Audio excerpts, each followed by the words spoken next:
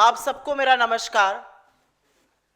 इस देश में सबसे अहम मुद्दा है नरेंद्र मोदी का हर कीमत पर गौतम अडानी को बचाने का कुत्सित प्रयास करना। यह देश जानता है, अब देश का बच्चा बच्चा जानता है कि अडानी को बचाने के लिए देश हित को भी गिरवी रखकर नरेंद्र मोदी हर कीमत चुकाने को तैयार हैं। लेकिन क्योंकि अडानी को बचाने के लिए स्वांग रचने में सबसे बड़ा स्वांग जॉर्ज सोरोस नाम के एक आदमी को लेकर रचा जा रहा है। बीजेपी के बददिमाग प्रवक्ता, अधकचरा ज्ञान लेकर घूमने वाले सांसद, अडानी की दलाली कर रहे उनके मंत्री कांग्रेस के खिलाफ जॉर्ज सोरोस को लेकर कुछ आरोप लगाते हैं। तो आरोपों का जवाब तो हम दे रहे हैं। आज हमारे कुछ सवाल है जॉर्ज सोरोस पर, और उसका जवाब नरेंद्र मोदी को, उनकी पार्टी को और उनकी सरकार को देना पड़ेगा। सत्ता में काबिज रहे आपको 11 साल हो गए। जॉर्ज सोरोस नाम का आदमी अगर भारत विरोधी गतिविधियां कर रहा है, अगर वो भारत की सरकार को अस्थिर करने की कोशिश कर रहा है, अगर वो एंटी एस्टैब्लिशमेंट प्रयास कर रहा है, तो उसका धंधा पानी हिंदुस्तान में आप बंद क्यों नहीं करते हैं? उसका धंधा पानी तो खूब फूल फल रहा है, पनप रहा है। उसको इस देश में ऑपरेट करने की इजाजत क्यों है? आप आदेश दीजिए, उसके सारे बिजनेस यहां पर बंद हो, उसकी फंडिंग बंद हो। स्टार्टअप में फंडिंग है, किसानों को फंडिंग है, स्टूडेंट को फंडिंग है, छोटे छोटे बिजनेसेस में उसकी फंडिंग है, वो फंडिंग बंद करवाइए।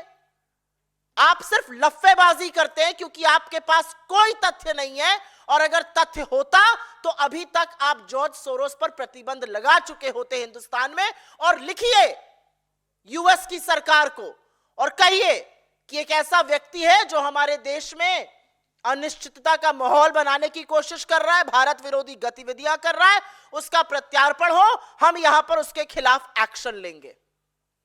लेकिन आप ऐसा कुछ नहीं कर रहे हैं। और अब सुनिए नरेंद्र मोदी की सरकार जॉर्ज सोरोस के लिए कर क्या रही है।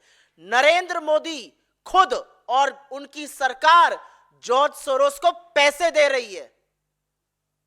और हम बीजेपी की तरह व्हाट्सएप के खर्रे पढ़कर नहीं आते, तथ्य और सबूत लेकर आते हैं।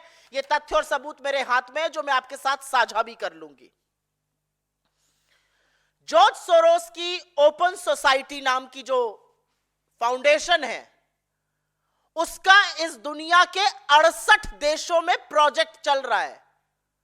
और उन 68 देशों में जो प्रोजेक्ट है, उसकी फंडिंग, उसकी असिस्टेंस, उसकी एड यूएन डेमोक्रेसी फंड से आती है। UN democracy fund UN secretary general की नाक के नीचे है, यूएन सेक्रेटेरिएट में है। और यूएन डेमोक्रेसी फंड में करीब 45 देश डोनर हैं। और नंबर 4 के डोनर मोदी जी हैं, हिंदुस्तान है। क्यों डोनेट कर रहे हैं आप? आपने 900,000 यूएस डॉलर्स पिछले 8 सालों में क्यों दिए यूएन डेमोक्रेसी फंड को, जो जॉर्ज सोरोस को फंड कर रहा है? सवाल आपसे यह पूछा जाएगा। सवाल पूछा जाएगा कि जो 7 बड़े डोनर है यूएन डेमोक्रेसी फंड में, उसमें जापान है, अमेरिका है, ऑस्ट्रेलिया है, जर्मनी है, इंडिया है, स्पेन है और कतर है। इंडिया चौथा नंबर का डोनर है। यूएन डेमोक्रेसी फंड को आप डोनेट करते हैं। यूएन डेमोक्रेसी फंड से पैसा जो है वो जॉर्ज सोरोस को जा रहा है, उसके 68 प्रोजेक्ट्स को जा रहा है, और आपको सिर्फ लफ्फाजी करनी है। क्यों आप जॉर्ज सोरोस को पैसा दे रहे हैं? क्यों आपने 900,000 यूएस डॉलर्स उनको दिए? लेकिन अभी बीजेपी और जॉर्ज सोरोस की जो मिली भगत और कहानी है ना, वो खत्म नहीं हुई है। जॉर्ज सोरोस का हिंदुस्तान में आना हुआ 1999 में। अटल बिहारी वाजपेयी इस देश के प्रधानमंत्री थे।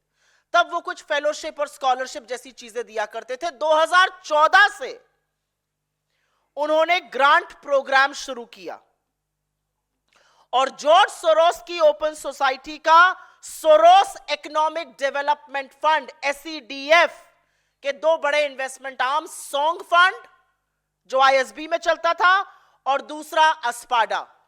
कृपया फोटोज दिखाना शुरू करें। सोरोस का जो फंड अस्पाडा था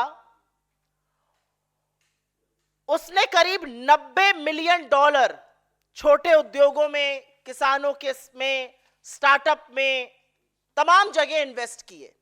लेकिन बड़ा पैसा अस्पाडा ने सोशल इंपैक्ट के तहत दो कंपनियों को दिया। ये दो फंड वेंचर्स थे, इन दो कंपनियों को बड़ा पैसा दिया। उन कंपनियों के नाम है नियो ग्रोथ और कैपिटल फ्लोट। और कैपिटल फ्लोट की बात करते हैं।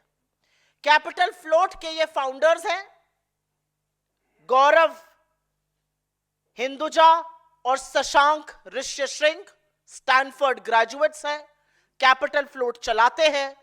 इन्होंने करीब $300 मिलियन, $300 मिलियन की फंडिंग 40,000 छोटे उद्योगों, किसानों, स्टार्टअप ऐसी जगहों पर करी है।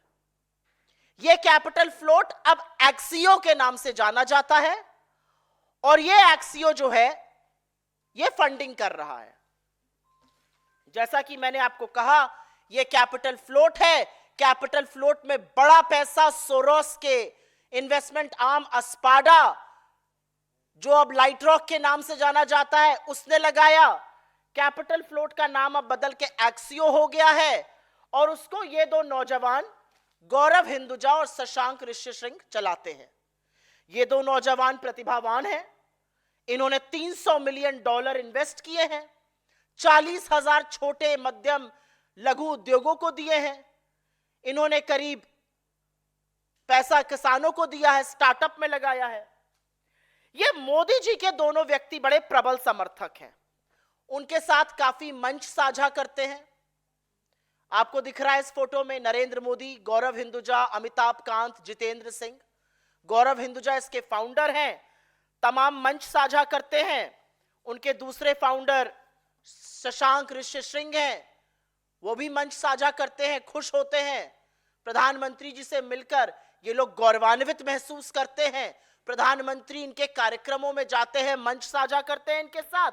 और ये सिर्फ प्रधानमंत्री के प्रबल समर्थक नहीं है, ये उनके नोटबंदी जैसे कानूनों को ऐतिहासिक भी बता चुके हैं।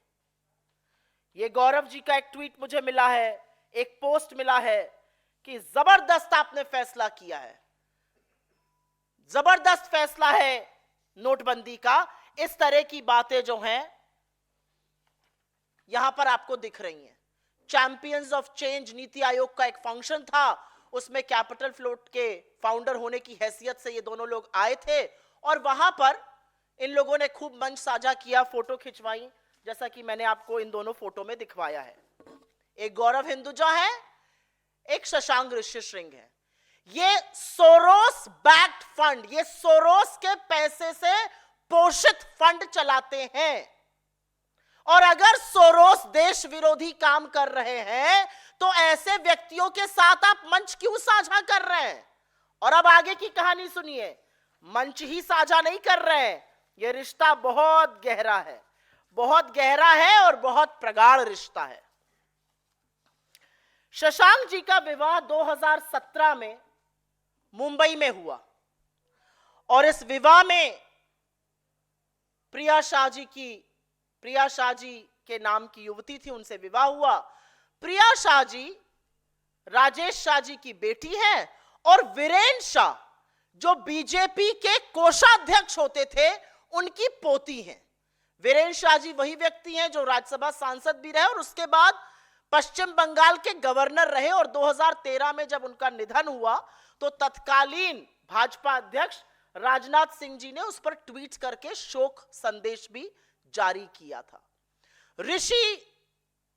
शशांक ऋष्यशृंग की शादी भाजपा के नेता वीरेन शाह की पोती प्रिया शाह से हुई। उस शादी में लाल कृष्ण आडवाणी शामिल थे। उस शादी में देवेंद्र फडणवीस शामिल थे। ये आपके सामने तथ्य हैं, उस टाइम के अखबार जो बता रहे हैं कि उस बड़े विवाह में जो संपन्न हुआ, दूसरा भी दिखाइए अडवाणी जी वाला, उसमें कौन कौन आया था, ये सब लोग उसमें शामिल हुए, शादी में वर वधू को आशीर्वाद दिया।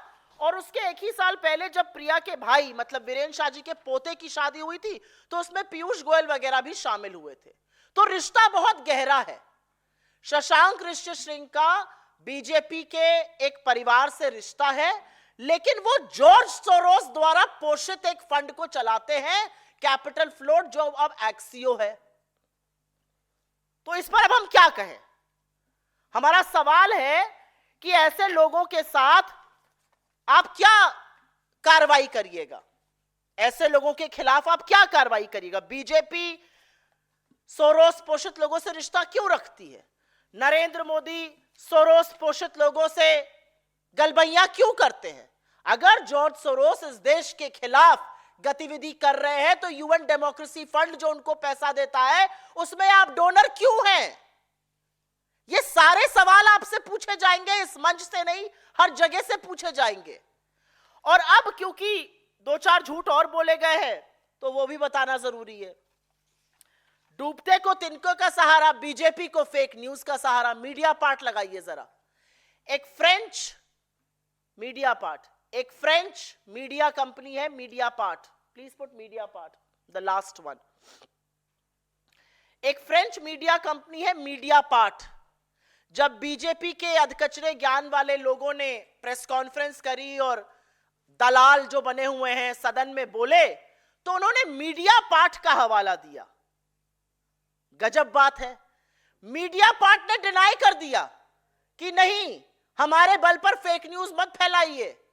फैक्ट्स जो हैं आपकी कंस्पिरेसी थ्योरी को डिनाई करते हैं, हमने कोई ऐसा आर्टिकल ही नहीं छापा है। ये तो मीडिया पार्ट ने बीजेपी की फेक न्यूज का कच्चा चिट्ठा खोल दिया। लेकिन मीडिया पार्ट के कच्चा चिट्ठा खोलने से पहले हमारा एक सवाल है, मीडिया पार्ट का आपको बड़ा सहारा मिल रहा है, मीडिया पार्ट के बलबूते पर आप फेक न्यूज फैला रहे थे।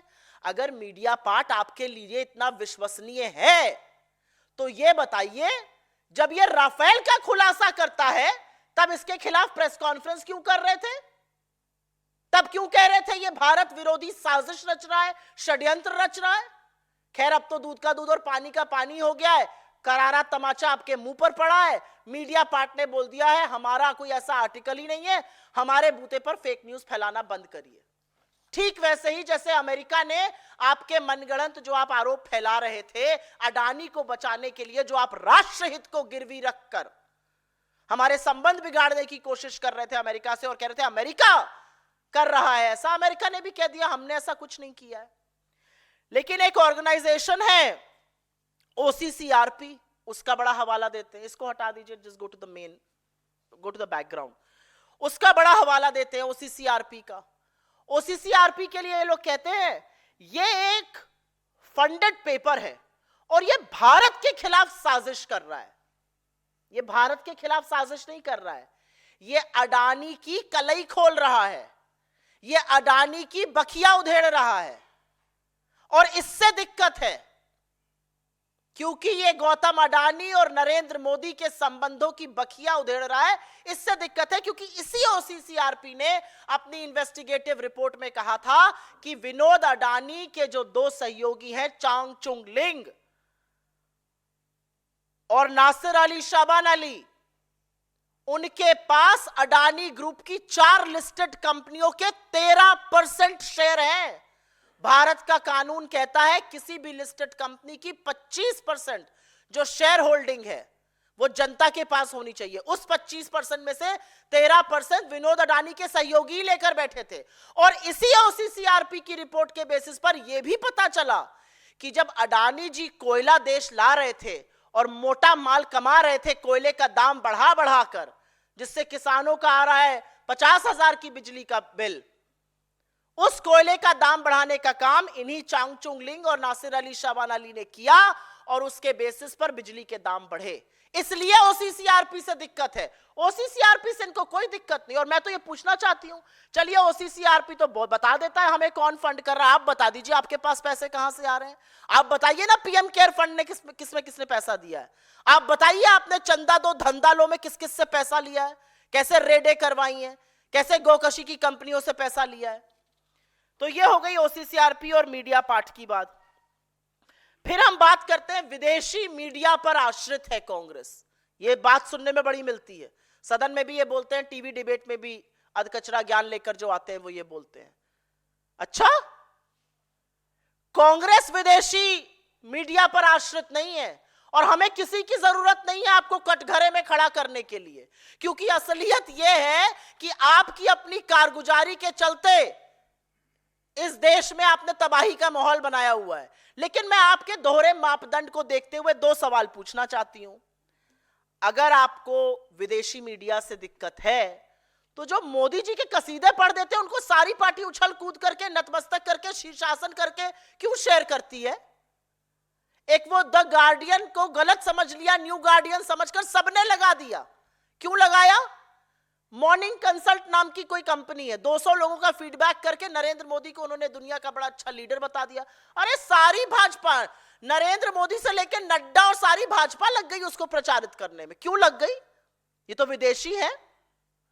असलियत यह है कि अगर आपके लिए कोई विदेशी मीडिया अच्छा बोले तो बहुत बढ़िया, हरिभजन होगा, और अगर बुरा बोले तो वो देश के खिलाफ साजिश है। तो ये मीठा मीठा गप और कड़वा कड़वा थूक तो नहीं चलेगा।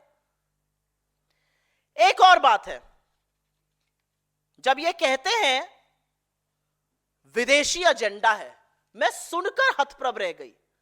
हमें समझ में नहीं आया कि इसका जवाब भी क्या दिया जाए। इनके लोग बोलते बोलते ये बोल गए जातिगत जनगणना विदेशी मुद्दा है।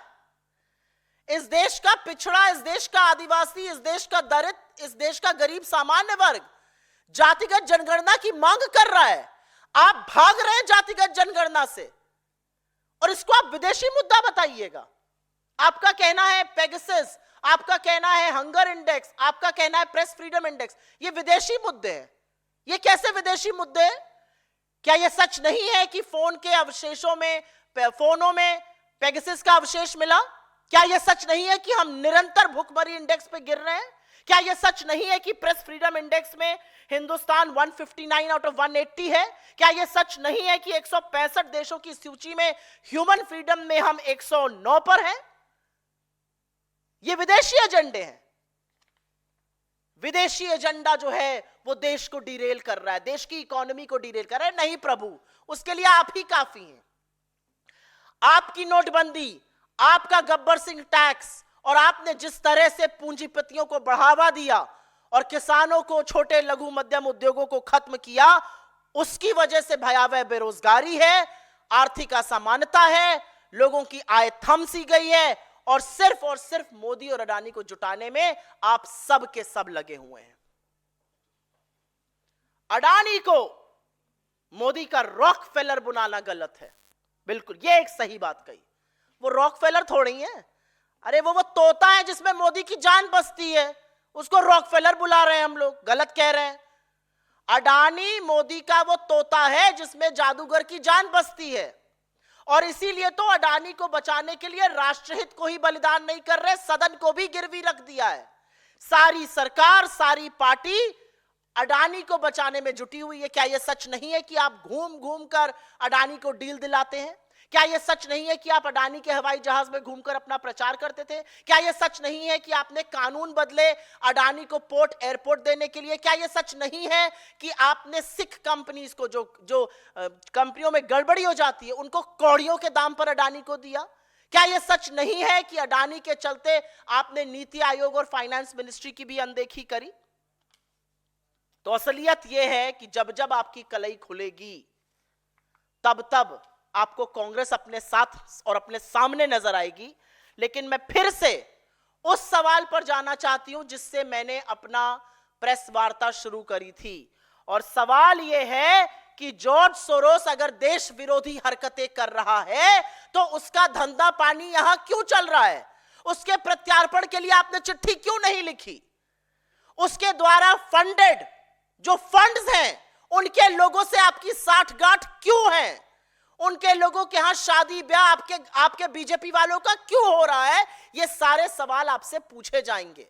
आपसे पूछा जाएगा कि क्यों आप जॉर्ज सोरोस द्वारा फंडेड लोगों के साथ मंच साझा करते हैं, और क्यों नहीं आप जॉर्ज सोरोस के जो फंडेड फंड्स हैं उनको बंद करवा दीजिए, करवाइए बंद।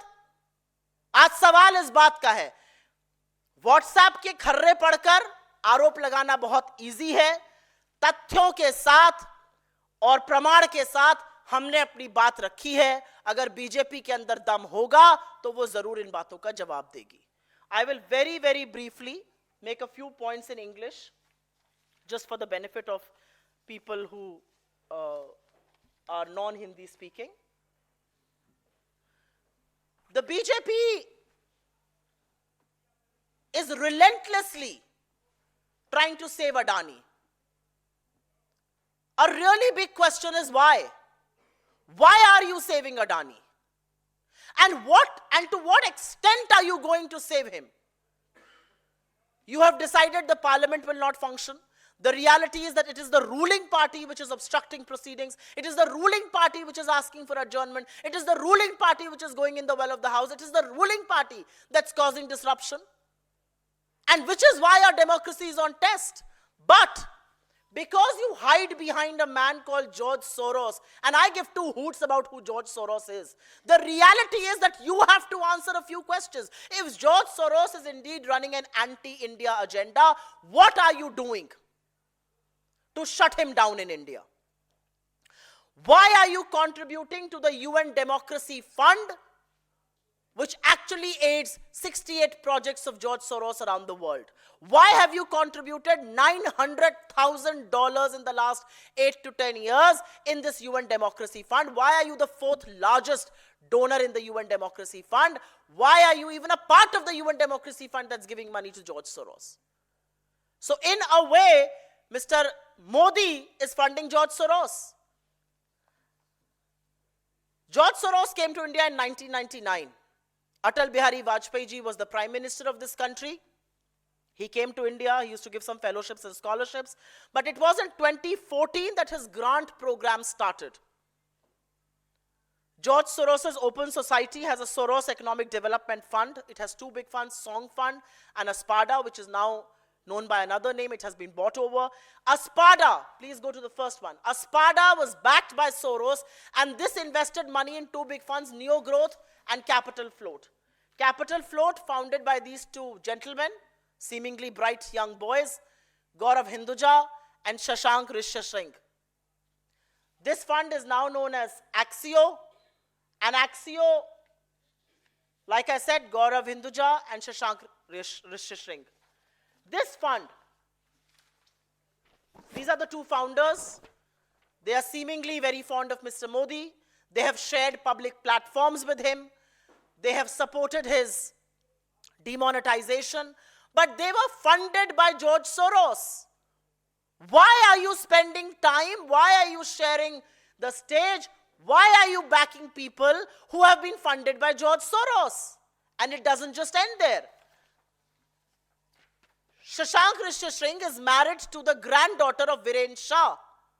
Viren Shah is an ex-treasurer of the BJP. He was also the governor of West Bengal between 1999 to 2004 when Atal Bihari Vajpayee was in government. And when Shashank Rishyasinghe got married to Viren Shah's granddaughter, people like Mr. Advani and then Chief Minister Devendra Fadnavis attended this wedding. When her brother had gotten married, Piyush Goyal and multiple other people had gone. So the question is that what are you doing about all of these funds? And these are not small operators, by the way, just for your information. Axio has supported 40,000 small businesses across the country. It has invested $300 million in small businesses, startups, and other places like that. It has given money to farmers. What are you doing about this? If Soros is running an anti-India agenda, how is money from his fund flowing into Indian startups, flowing into Indian small ventures, flowing into these funds? And why are you sharing platforms with people who are backed by Soros? The reality is that you have zero proof. The reality is You have no evidence, and the reality is you are only hiding behind Soros because you need an alibi to save Mr. Adani. Go back to the main screen, please. And as far as allegations of OCCRP is concerned, OCCRP brought to light how 13% of the public float in 4 Adani-listed entities was held by Chang Chung Ling and Nasir Ali Shaban Ali, aides of Vinod Adani. It also brought to light how coal prices were inflated by these 2 individuals, how prices of electricity considerably went up because of them. Media Part, another media organization being quoted by the BJP, has issued a big fat denial and has said that this amounts to spreading fake news because they have never published an article like this. But the counter question is, you want to use Media Part. Media Part has called out your fake news. But even before that, if you want to give Media Part some relevance, why are you not talking about the Rafale scam? Because Media Part also reported on the Rafale scam. It's very convenient for you to not talk about the Rafale scam. The reality is that whether it is the foreign media, which reports, when it reports against you, is a part of some anti-India conspiracy, but you resort to reporting to foreign media when it talks well of Mr. Modi. From Morning Consult to The Guardian, to anybody who has one good thing to say about the Prime Minister, it will be reported by every BJP handle, every BJP worker, every MP, every minister, everybody. Why? And do you honestly believe that we need foreign media to put you in the dock?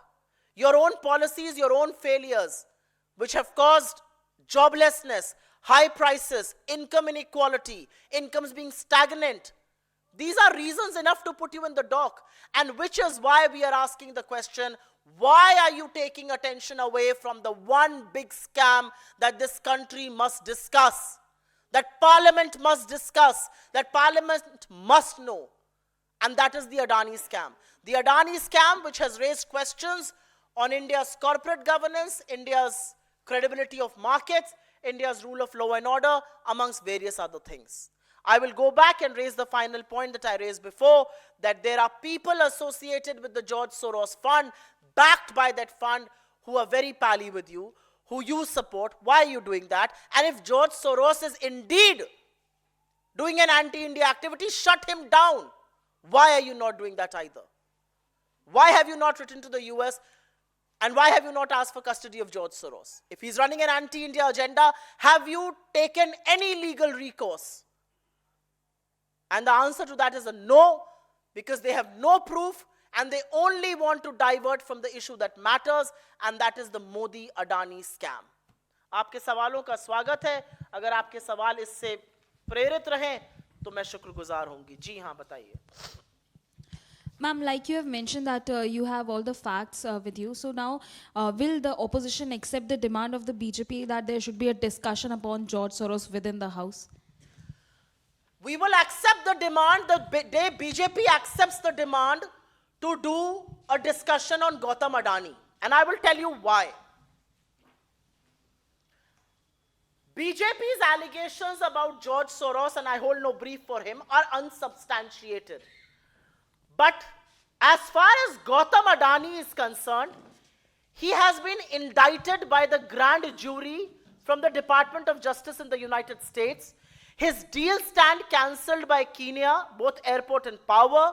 His power deal in Bangladesh is being scanned and probed into by the Bangladesh court. Sri Lanka is on watch as far as his power deal is concerned. He is facing protests in Israel and in Australia, and Switzerland has frozen accounts related to Gautam Adani. There are charges of wrongdoing, fraud, misgivings, and also bribery, for which he has been indicted by the grand jury. The SEC of the United States and FBI probed him for 2 years, and only after that were the warrants issued. The BJP does not want to talk about a man who faces warrants from the United States of India, or United States of America, and in India, they want to protect him? I mean, what sort of logic is this? And I'm sorry to say, I'm a little disappointed with media not raising this question. Here is a man who faces indictment, who faces a warrant on charges of fraud, on charges of corruption, on charges of bribery, and bribery paid to Indian officials and Indian politicians. And the government doesn't want to probe him. He has offered to settle with SEBI. Why? If there was no wrongdoing, why is he offering to settle with SEBI? Do you not want to know what the charges are? Do you not care about the credibility of our stock markets, the credibility of our corporate sector? Do you not care about the kind of allegations this raises and raises questions on our rule of law both in spirit and in letter? What are we talking about? और इसका मैं हिंदी में जवाब जरूर दे देती हूं, और इसलिए देना जरूरी है क्योंकि बीजेपी के जो बातें हैं वो मनगढ़ंत हैं। गौतम अडानी के खिलाफ ये तो तथ्य है ना, ये कांग्रेस तो नहीं बोल रही है।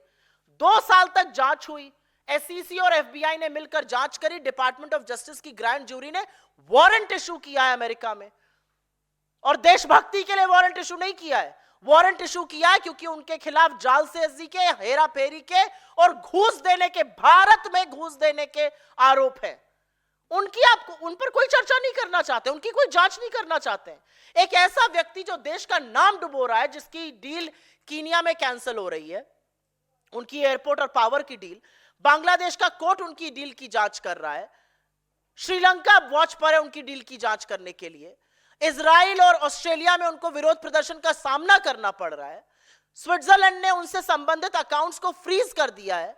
एक ऐसा व्यक्ति जो देश के लिए इतनी सारी चीजें, सिर डुबो रहा है हमारा, उस पर आप चर्चा नहीं करेंगे क्योंकि उस तोते में आपकी जान बसती है, और आप हमसे एक्सपेक्ट करते हैं कि हम बाकी चीजों पर चर्चा करेंगे। ये तथ्य हैं, ये आंकड़े हैं, ये सबूत हैं, और आपने देश हित को गिरवी रखने में कोई भी कवायद नहीं छोड़ी है। आपने अमेरिका पे आरोप लगाया, अमेरिका ने पलट के कह दिया गलत है। आपने मीडिया पार्ट पर आरोप लगाया, उन्होंने पलट के कह दिया आप हमारे सहारे फेक न्यूज ना फैलाइए। आप किसी चीज की जांच नहीं करना चाहते अडानी पर, जिसके ऊपर इतने संगीन, मतलब वारंट इशू है आदमी के खिलाफ, आप उसकी जांच नहीं करना चाहते। ये राजा तोते को बचाने का काम कर रहा है, लेकिन तोता बच नहीं पाएगा जी। There is only one demand, and that one demand is that Gautam Adani needs to be probed, a JPC needs to be formed, and he needs to be arrested. The kind of charges he is facing, bribery of over 2200 crore rupees, 2200 crore रुपए की जिस आदमी के ऊपर घूस का आरोप है, गबन का आरोप है, जालसाजी का आरोप है, हेरा फेरी का आरोप है, स्टॉक मैनिपुलेशन का आरोप है, वो आजाद घूम रहा है। गिरफ्तार करिए उसको, ये हमारी डिमांड है। हमारी डिमांड है जेपीसी, और हमारी डिमांड है सदन में गौतम अडानी पर चर्चा हो। आप चर्चा से क्यों भाग रहे हैं? इस पर और कोई सवाल? बहुत धन्यवाद आप लोगों का। जी हाँ, बोलिए।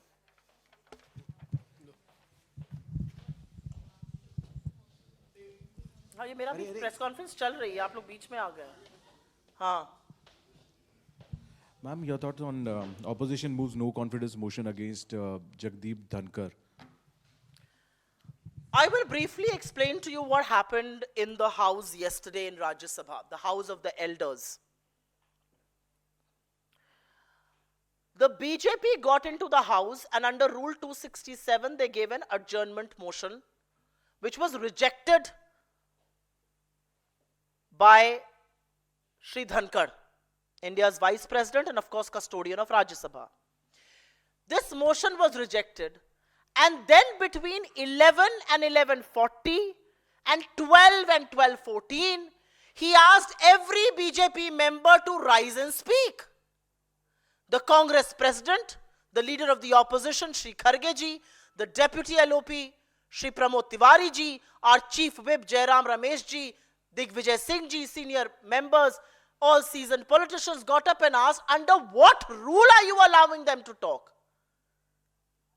And he did not listen to them. He just allowed them to speak. And this is not one day in the house, this is several days we see this.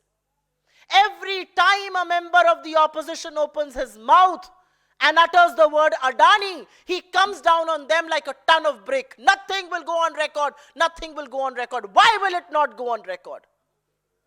Every time the Congress president gets up to speak, you interject him, you expunge important portions of his speech. Why? Because he's a Dalit.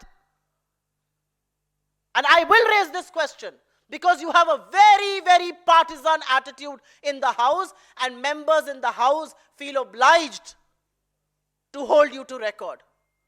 The kind of snidey remarks that you make, we forget about that. But you are responsible for conducting the House in a bipartisan way. You have just chosen not to do that. मैं इसका हिंदी में भी जवाब दे देती हूं. राज्यसभा में आपने अविश्वास प्रस्ताव की बात करी. सभापति महोदय का जो व्यवहार है वो सबने देखा है. जिस तरह की बातें वो करते हैं सदन और सदन के बाहर, पूरी तरह से राजनीतिक, पूरी तरह से पार्टिजान, वो भी सबने देखी हैं. लेकिन मैं आपको कल का एक छोटा सा वाक्य बता देती हूं. रूल 267 के अंतर्गत स्थगन नोटिस दी थी बीजेपी ने, और बीजेपी की इस नोटिस देने के बाद कुछ भी नहीं होना चाहिए था, क्योंकि ये नोटिस अस्वीकार कर दी थी धनखड़ जी ने. लेकिन धनखड़ जी ने उसके बाद 11 से 11:40 और 12 से 12:14 तक एक एक बीजेपी सांसद को उठवाकर बुलवाया. तो नेता प्रतिपक्ष और कांग्रेस अध्यक्ष श्री खरगे जी ने, उपनेता प्रमोद तिवारी जी ने, चीफ विप जयराम रमेश जी ने, सीनियर मेंबर दिग्विजय सिंह जी ने खड़े होकर पूछा आप इनको किस रूल के तहत बुलवा रहे हैं, और इस पर उनका कोई जवाब नहीं था. उन्होंने कोई जवाब नहीं दिया इस पर, और वो उनको बुलवाते रहे. और जब नेता प्रतिपक्ष बोलने के लिए खड़े हुए तो उनको टोक देते हैं. अडानी का शब्द निकल जाए, nothing will go on record चिल्लाने लगते हैं. राज्यसभा की जो प्रोसीडिंग्स है, लोकसभा भी पीछे नहीं है खैर, लेकिन राज्यसभा की जो प्रोसीडिंग्स है वो पूरी तरह से राजनीति से प्रेरित, पूरी तरह से नतमस्तक होकर बीजेपी के तहत चल रही है. और ऐसे में हमारे पास कोई चारा नहीं बचा है. किस तरह से उनको हम बोलें कि आपका रोल बाइपार्टिजन है, आप बाइपार्टिजन एटीट्यूड भी दिखाइए. Ma'am, one question, as Tahir Hussain has joined AIMIM today, and his name has been announced by Asaduddin Owaisi to contest the upcoming elections in Delhi Assembly, as he was one of those person who were being accused in the 2020 Delhi riots. Such kind of person contesting election, what's the take of the Congress party regarding this? Why is he contesting elections? Which party is supporting him? And what will I know who is supporting him? I'm asking you a rhetorical question. Who is supporting him and why? Why is he being supported? What is this going to do? Whose hands is Mr. Owaisi playing in? And when I say B team of the BJP, people take a lot of offense. He himself takes a lot of offense. But who is he supporting? Whose agenda is he pushing by doing these things? I don't want to speak on more things like that because he's not a member of my party. I haven't given him the ticket. My party doesn't stand with people like that. But if Mr. Asaduddin Owaisi has decided to stand by him, what's his motive? Who is he supporting? And why?